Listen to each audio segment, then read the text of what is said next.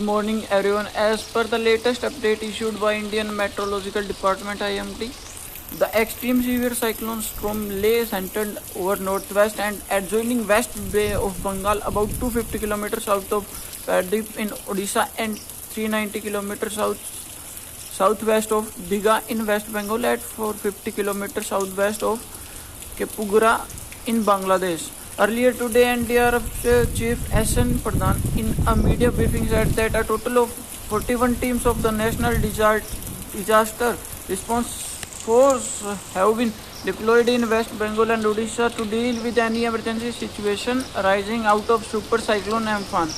IMD Director General Mrityunjay Mohapatra said since the super cyclone is gradually weakening, its impact is unlikely to be very severe in Odisha.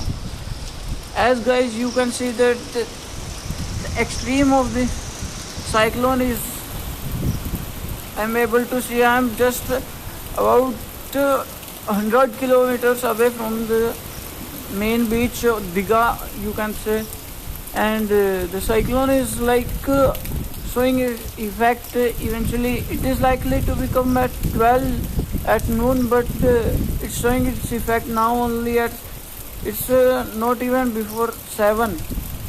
So you guys can imagine how it will be.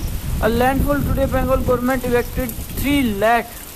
West Bengal stamped to evacuate 3 lakh people from coastal and low-lying areas to shelter as cyclone Amphan moving to a speed of 18 km per hour.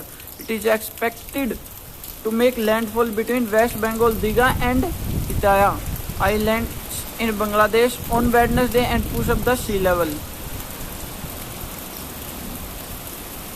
You guys can see that Amphan, which has now weakened from super cyclone to an extreme severe cyclonic storm, will have a wind speed ranging between 155 to 165 km per hour when it makes landfall on Wednesday.